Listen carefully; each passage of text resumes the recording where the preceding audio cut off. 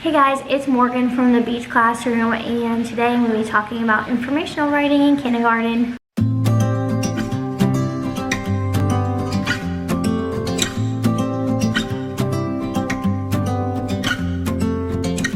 We've been talking for an hour, we just can't find the end.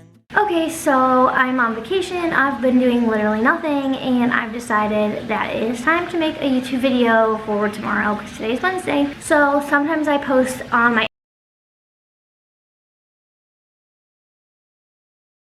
Instagram, which is the beach classroom, little like snippets of my kids writing, which is honestly really good, and people have asked me like, oh, how do you get them to write like that, whatever. So I decided I was going to do a YouTube video on it. So I'm gonna kind of just go down like our routine and then just kind of like insert out of my notebook. I just like kind of wrote down some stuff and I'll just go from there. So we'd always do it right after lunch. Our afternoons are really long. Don't even get me started. I feel like I brought it up in every single vlog. So after lunch, they'd meet me at the carpet and there'd always be a topic. So it might have been like, I don't know, sharks or alligators or tornadoes. Sorry, something flew down. Or whatever it may be. We'd always have a topic. So they'd always be like curious what we were gonna do if we were starting a new journal, or if like they already had their journal, they'd be like, oh, we're gonna do birds today or whatever. So anyways, there'd always be a topic, and then I talked about the journals. I made them little journals, one side. I'm gonna show it here, like I don't have like a hard copy, but I'll show like the one side, and then the other side was like the writing template. So the one side would have like the topic, the picture of the topic, so like an alligator, the word alligator, and then like a box with common words that they might need, like scales, no, just like common alligator words, just a few, like 2, 3, 4 maybe at most, that everybody would probably say, how do you spell scales? How do you spell scales? Like over and over and over. So those words I'd put in the box, and then we'd go over those before they started writing anyways. And then there's a box of common sight words that they would need for their writing, that they'd have to like find, obviously, or like if they asked me, I'd circle it and then they'd be able to use it. And then there's like a little like self-check skill thing, and then a pair, like I call it parent share, but like something for their friend to check it. And then on the other side is the writing template, which I'll talk about, but I did all different types of writing templates. So there was a topic, and that's where we started. And what we would do is we'd read books on Epic. So if you don't know what Epic is, it's just like a website that has books on it, but you could read them a book. I just would pull it up so everyone like could see it on the smartboard, and I'd read it from there. So we'd read the books, and then we would watch a YouTube video. YouTube videos worked for us. Sometimes it would be like brain pop videos. That worked for us. Most of my kids really liked getting facts from the videos. They loved those SciShow Kids videos, and I felt like that just kept them more like engaged, because like we'd read some books, we'd watch some videos, and they sat through it all. And then right after we would do that, I would pull up on my Elmo that projected onto the smartboard. I would write facts that they would give me, so we'd come up with facts together. Also, I'm just peeking down at my notes because I just kind of like wrote down our little schedule. So we'd come up with facts, and then I would model every single type of writing, which you might be like, how did they sit through all that? I have no idea what they did.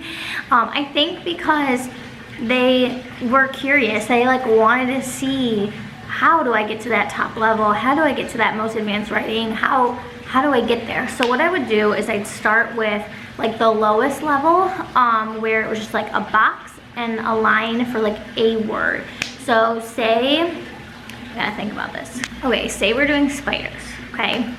And they wanted to write, or like I picked 3 facts that I wanted to do. So say I did, spiders are not insects, spiders have 8 legs, and spiders make webs, or something like that. I'm just trying to keep it simple. I always get like crazy when I'm trying to think back on stuff like this. Okay, so for the first one, I might write like just the word insect and like spell it out using inventive spelling, and then I draw a picture of like maybe a spider and then like a circle with an X, like to explain like I'm trying to say that they're not insects. And then for the next one, I might draw a spider with the 8 legs, put a little arrow and put the number 8 and then sound out legs so they can see like, okay, we can sound out legs, that's simple. And then for the last one, I might draw like a web and then put web. And then when I read it back, I'd be like, spiders are not insects, spiders have 8 legs, and spiders make webs. So they see that like, even though I can't write all that, I'm still saying it. So for my kids who are writing like at that level, they can be encouraged to write something and still like speak what they're saying. Okay, then at one point in time I was doing 4 examples. So I was doing, and I'm gonna show you them. So the first one was this. And then the second one was a box and then 3 lines to like write more. So I might have wrote for the first one, they are not insects, making it longer than 1 word and just doing like a simple sentence. And then they have 8 legs. And then for the last one, like they make webs. Then the next one was like, because all of them had like a sentence starter and like an ending, like a topic sentence and a conclusion. So it'd be like, I can tell you all about blank. So then the next one was like that. It still had the template for both of those, like where they didn't have to write like I can tell you about, they just had to write the topic, but it was in paragraph form now. So now they're like taking and writing their 3 sentences like out in a paragraph form. And then the last example was they didn't have the starter and they didn't have the conclusion. They're writing it on their own, and they're doing the full paragraph and they're like adding to their sentences. So when I would do it, I would write like, this is all about spiders. Did you know that spiders are not insects? Yes, they are not insects because they do not have antenna or whatever. Like I would add to it. And I would show them that like I want to say that spiders are not insects, but I'm not just writing they are not insects, I'm writing why, I'm adding to it. And then I write like spiders have 8 legs, and then honestly this is gonna sound so stupid, but I forget, like I think they have 8 eyes too or something. And then I might write, and they also have 8 eyes. I have no idea what kind of, I didn't really like this spider topic because I don't like spiders. I just pick spiders because there's spiders literally all around me right now. And then on the last one, I think I actually remember this. We learned about so many bugs and so many everything.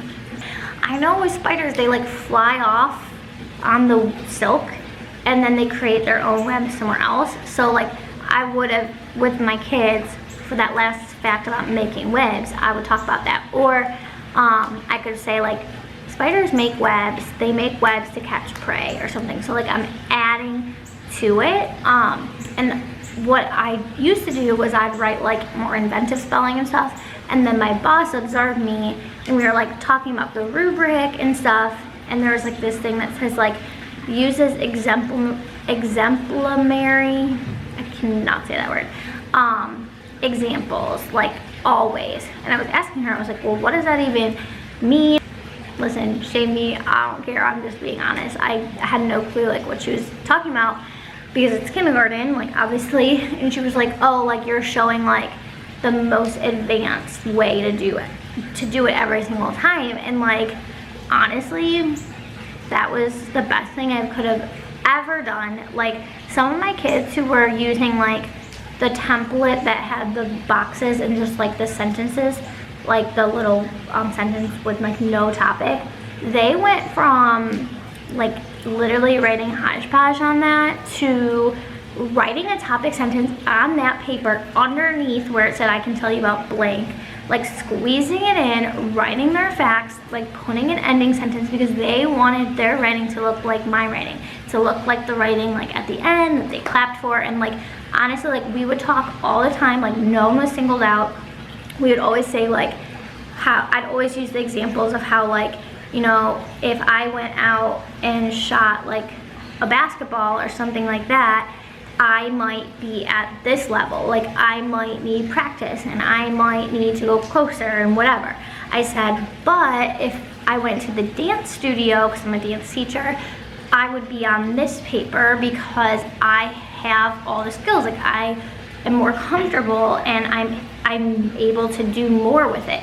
So like we always use that example because I never wanted anybody to feel like, well, I'm only on this one. And I swear to you, there was none of that. Like everybody pushed themselves to write more and try harder, and they'd always like ask like, am I doing this right? Or like wanting to compare, and like they would share each other's writings. And I'm telling, like, this class was just so kind, but like I don't want anyone watching this feeling like anyone was singled out at all, because our environment just wasn't like that. But anyways, I really think that showing them that most advanced step was like what I needed to do, because I wanted to show them you can go from this to this, and those kids did, and then this to this, then this to this, and like sometimes even this, I would change their differentiated paper in their journal, and they would try it out and they'd say, I think I need to go back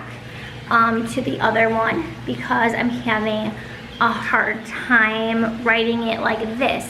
And what I started doing then was I took off the I can tell you about blank, took that off. I put like a strip there so they could write it themselves, because they still wanted to write it, but they wanted it in that 3 chunk thing, because a lot of them are working on their handwriting, which great. Like I'm so glad that they are able to see that there's like they have other skills that they're working on. Like they know writing in a paragraph form is just not for them right now, because they're working on like seeing their capitalization, seeing their periods, like figuring out where stuff starts and stops. And I don't know, I'm really passionate about that. So anyways, after I showed them all those things, this video is gonna be so long, I just know it.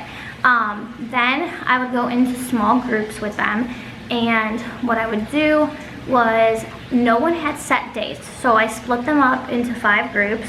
I could have probably done more, but I just did 5 groups. There was like 3 to 4 in a group.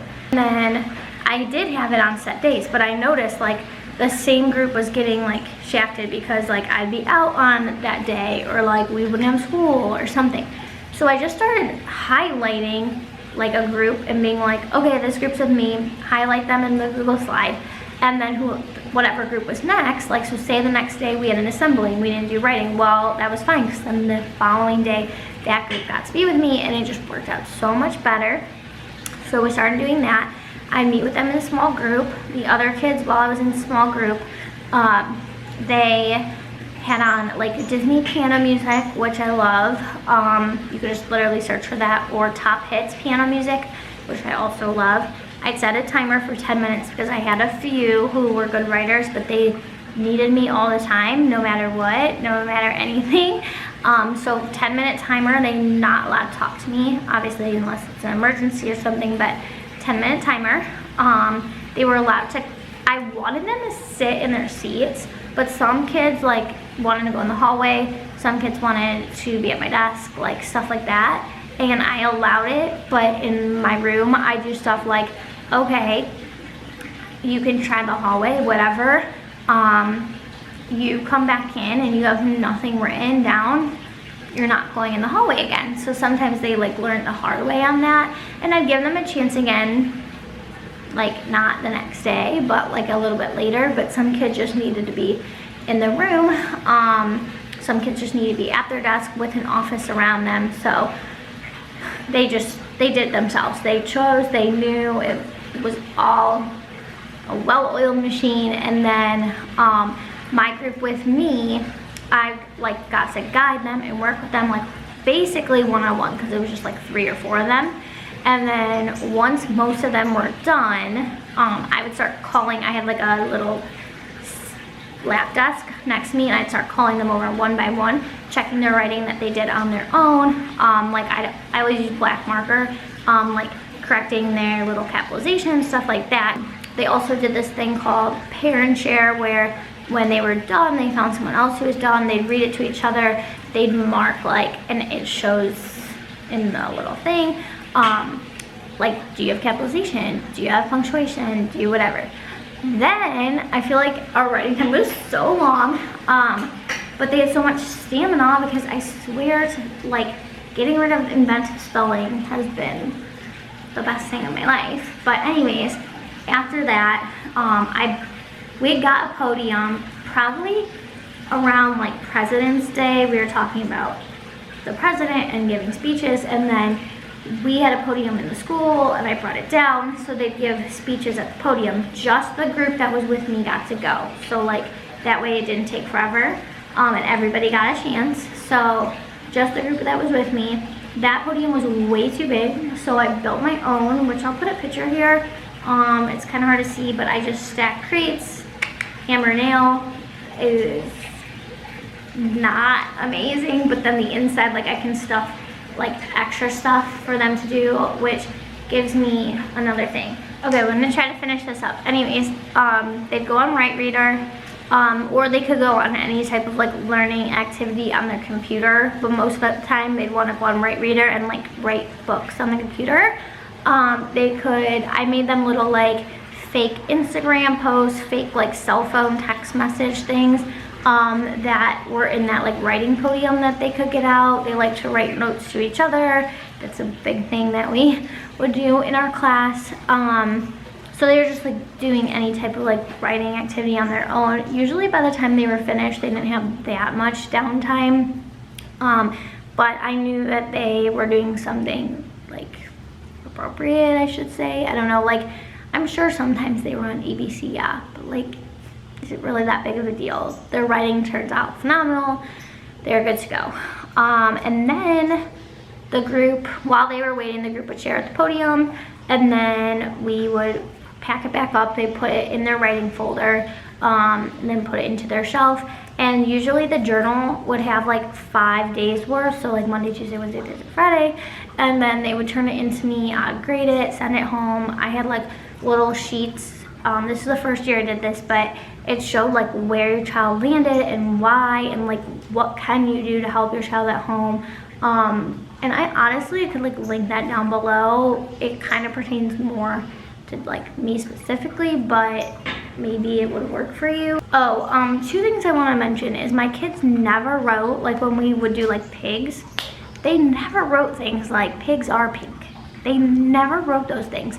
And I think because when I would write my stuff, I always try to pull like a more interesting fact, or we would talk about more interesting facts, or I'm not really sure, because in the past I've had that, but I didn't teach writing like this, so I'm not sure if that's why. And then also they never really wrote opinions. I had one who would sometimes write opinions, or like I had one who would write like paragraphs, literally pages worth of stuff, and then she would put like, isn't that cool, or whatever. So it wasn't necessarily like, I think pigs are cute or whatever. But anyways, I think that they didn't write a lot of opinions, because at the beginning I talked about opinion versus fact, and like we'd give examples, and then when we would read some of these books on Epic, they put like opinions in there, and like I would stop and be like, is that a fact? And they'd be like, no.